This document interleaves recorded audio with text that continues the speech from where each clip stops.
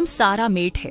मैं एक मुस्लिम ऑस्ट्रेलियाई हूँ और आपको विश्वास नहीं होगा, लेकिन मैं वास्तव में कुछ यहूदी अपराधियों की वंशज हूँ।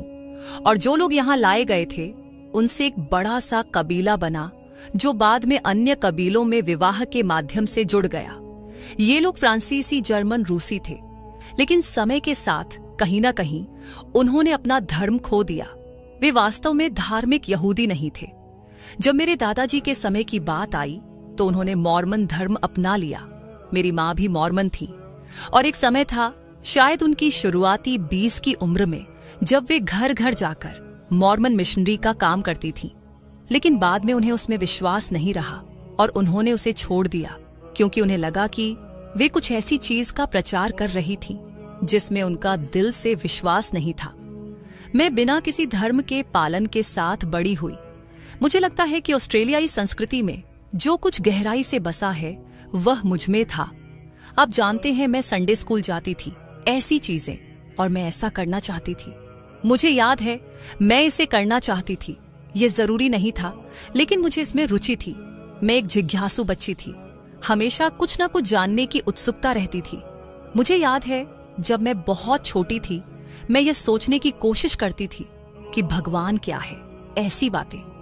मुझे नहीं पता कि आमतौर पर छोटे बच्चे ऐसी चीजों के बारे में सोचते हैं या नहीं, लेकिन मैं ऐसी बातें सोचती थी। फिर मेरी शुरुआती किशोरावस्था में मैंने थोड़ा बहुत ईसाई धर्म के साथ प्रयोग किया। मैं एक चर्च में शामिल हुई और उसका हिस्सा बनी। मुझे उसमें कुछ अच्छा और सच्चा लगा, लेकिन फिर मैं उससे बाहर आ गई और एक सामान्य किशोरी बन गई। जब मैं 21 साल की थी, मैं सिडनी चली गई। मैंने वहां 8 साल बिताए। मैंने विश्वविद्यालय में पढ़ाई की, काम किया, और यहीं पर मेरी पहली बार इस्लाम से मुलाकात हुई। ये एक फिल्म के माध्यम से हुई जिसका नाम था मैल्कम एक्स। शायद बहुत सारे लोगों ने इसे देखा होगा। मैं उस समय 22 साल की थी। मैं अपनी एक दोस्त के साथ गई थी और मैं उस शख्स से बहुत प्रभावित हुई। मैं उनकी विनम्रता से प्रभावित हुई। मैंने पहले कभी किसी पुरुष या सार्वजनिक हस्ती को यह स्वीकार करते नहीं देखा था कि वे किसी चीज में गलत थे। मुझे याद है ये बात मुझे बहुत प्रभावित करती थी। जब वे मक्का गए, वह भी एक ऐसी चीज थी जिसने मुझे बहुत प्रभावित किया। वे हज के लिए गए थे। इससे पहले वे नेशन ऑफ इस्लाम में थे, जहां वे गोरे लोगों से नफरत करते थे। उनका मानना था कि गोरे लोग शैतान हैं। लेकिन जब वे हज पर गए, उन्होंने गोरे नीली आंखों वाले लोगों और हर रंग के लोगों के साथ कंधे से कंधा मिलाकर नमाज अदा की। तब उन्हें अपनी गलती का एहसास हुआ और उन्होंने पूरी दुनिया के सामने इसे स्वीकार किया। ये बात मुझे बहुत प्रभावित करती थी। साथ ही मुझे यह भी प्रभावित करता था कि जब वे मक्का गए तो शायद उन्होंने सोचा होगा, वाह, यह एक ऐसी जगह है जहां सभी नस्लों के बीच समानता दिखती है। ये सब मेरे ऊपर इतना गहरा असर डाल गया। मैं अपनी शुरुआती 20 की उम्र में थोड़ी अलग तरह की थी, एक तरह से सन की। मैं वही करती थी जो मुझे सही लगता था, जो मुझे प्रेरित करता था। उस फिल्म के बाद मैं इतनी प्रभावित हुई कि मैं सिनेमा घर की गलियारे में घुटनों के बल बैठ गई। मुझे नहीं पता कि मैंने ऐसा क्यों किया।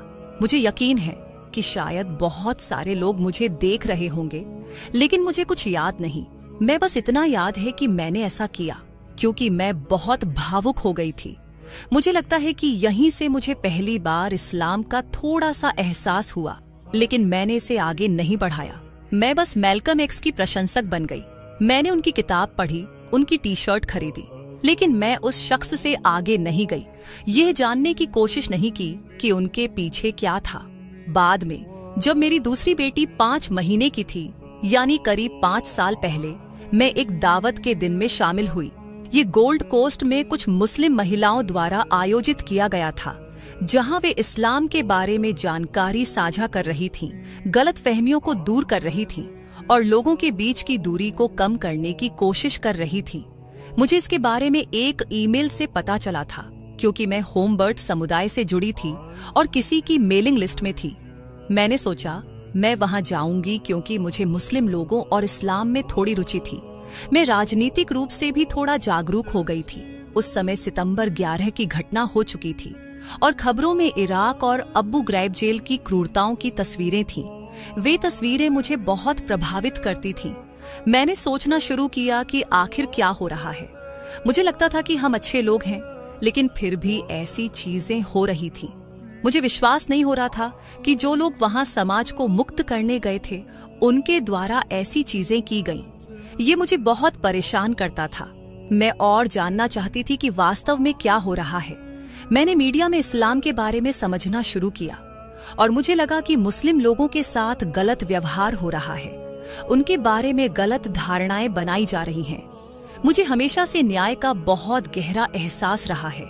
मुझे नहीं पता कि यह मेरे यहूदी खून की वजह से है, लेकिन मुझे याद है जब मैं बहुत छोटी थी, शायद मेरे बेटे की उम्र 10 साल की या उससे भी छोटी, मैंने नाजियों के बारे में एक कार्यक्रम देखा था। उसमें एकाग्रता शिविरों की तस्वीरें थीं। मैं इतनी परेशान हुई थी कि मैंने कुछ उठाकर टीवी पर फेंक दिया था।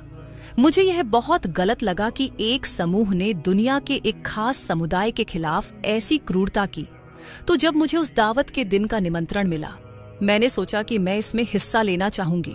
मैं कुछ ऐसा करना चाहती थी जो इन पूर्वाग्रहों के खिलाफ हो और लोगों के बीच की खाई को पाटने में मदद करे।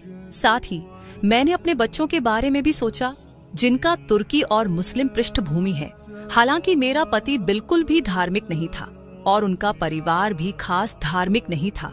मुझे लगा कि अगर मेरे बच्चे मुझसे इस्लाम के बारे में पूछेंगे तो मेरे पास उन्हें बताने के लिए कुछ होना चाहिए। तो मैं उस दावत के दिन गई।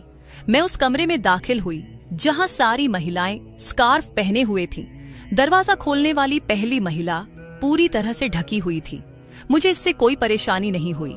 मुझे कभी भी बुर्का या नकाब पहने हुए महिलाओं को देखकर डर नहीं लगा। मैं बस सोचती थी कि वे बहुत धार्मिक होंगी। मैंने हमेशा उस पोशाक को सख्त धार्मिकता से जोड़ा। उस दिन मेरा अनुभव अद्भुत था। जब मैं स्कूल में थी तब हमें इस्लाम के बारे में ज्यादा नहीं सिखाया गया था। इसलिए जब आप इसके बारे में सीखना शुरू करते हैं तो ऐसा लगता है जैसे आप एक खूबसूरत खजाने का डिब्बा खोल रहे हों जो भरा हुआ है, लेकिन आपको पहले कभी नहीं पता था कि यह वहां है। मैंने बहुत सारी धार्मिक किताबें पढ़ी थीं, लेकिन मैंने हमेशा कुरान को नजरअंदाज किया था। मुझे नहीं पता क्यों, मेरे मन में इसके खिलाफ कुछ नहीं था, लेकिन जब मैंने इसे पढ़ना शुरू किया तो यह अद्भुत था। उस दिन करीब 6 महिलाओं ने अलग अलग विषयों पर बात की। मुझे सब कुछ बहुत समझ में आया। मुझे ये पसंद आया कि ये धार्मिक लोग एक ईश्वर की बात कर रहे थे। ये मेरे लिए बहुत महत्वपूर्ण था। ये ऐसा नहीं था कि यह हमारा ईश्वर है और वह दूसरा है। ये था कि एक ही ईश्वर है। ये मुझे बहुत प्रभावित करता था और वे महिलाएं भी मुझे बहुत प्रभावित करती थीं। वे मजाकिया थीं, बहुत मजबूत थीं और बहुत समझदार थीं। फिर बाहर से किसी ने कुछ शुरू किया। मैं इसे गाना नहीं कह सकती थी। मुझे नहीं पता था कि यह क्या था, लेकिन एक बहुत खूबसूरत आवाज आई। मैं पूरी तरह से मंत्रमुग्ध हो गई। मैंने एक महिला से पूछा, यह क्या है? उन्होंने कहा, वह हमें नमाज के लिए बुला रहा है। मुझे ऐसा लगा जैसे मैं रोने वाली हूँ। यह सबसे प्राचीन और पवित्र चीज थी जो मैंने कभी सुनी थी। ये मेरे दिल को गहराई से छू गया। मैंने सोचा, ओह, यहाँ तो मुझे जितना सोचा था उससे कहीं ज्यादा मिल गया। अगले 1 महीने तक मैं इस्लाम के बारे में किताबों में डूब गई। मैंने कुरान पढ़ा। मुझे वो खूबसूरत अनुभव हुआ जो लोग बताते हैं।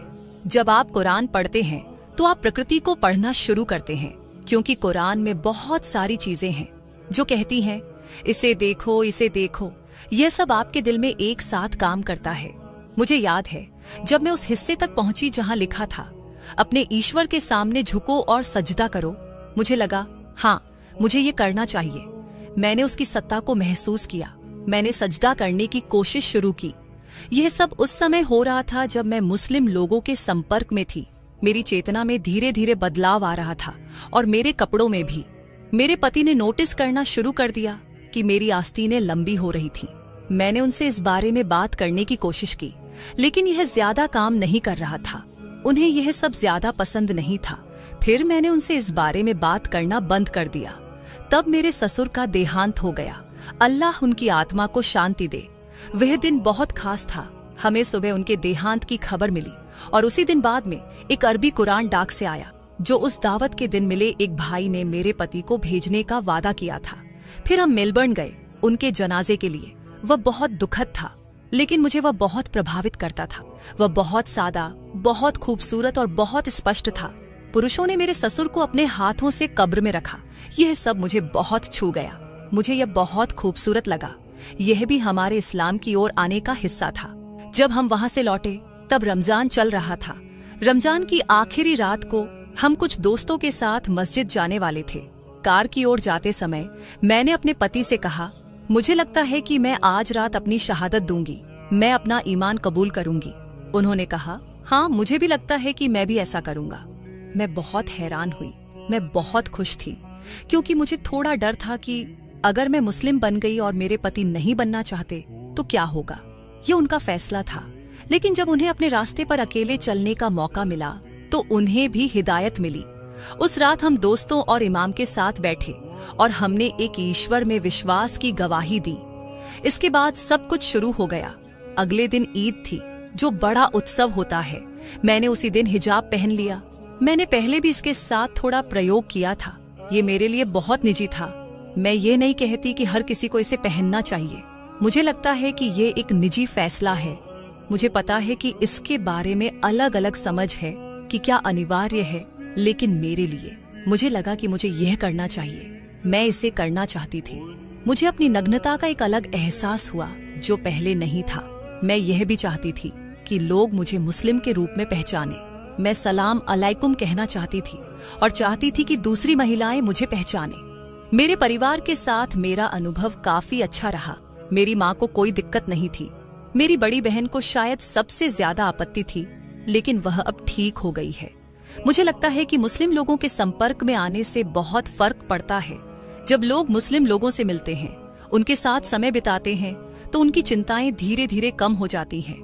यहाँ तक कि अब मैं जनवरी में इंशाअल्लाह कुछ मुस्लिम देशों की यात्रा करने वाली हूँ। मेरी बड़ी बहन शायद मेरे साथ जाएगी। हम मलेशिया, तुर्की और शायद सीरिया या मिस्र जा सकते हैं। मुझे ऑस्ट्रेलियाई होने और मुस्लिम होने में कोई टकराव नहीं दिखता। मुझे लगता है कि ऑस्ट्रेलियाई मुस्लिम लोगों में एक अद्भुत और प्रामाणिक पहचान है। हमारे पास बहुत कुछ योगदान देने की संभावना है। मुझे इसमें कोई टकराव नहीं दिखता। कुछ लोग ऐसा सोचते हैं, लेकिन मेरी समझ से ऐसा नहीं है। मुझे किसी तरह का पूर्वाग्रह या दुर्व्यवहार का अनुभव भी नहीं हुआ। मुझे लगता है कि ज्यादातर लोग बहुत अच्छे, समझदार और दयालु हैं। मैं यहाँ अपनी धार्मिक स्वतंत्रता के लिए आभारी हूँ। शायद कुछ मुस्लिम देशों की तुलना में यहाँ मुझे ज्यादा आजादी है। कुछ मुस्लिम देशों में मैं विश्वविद्यालय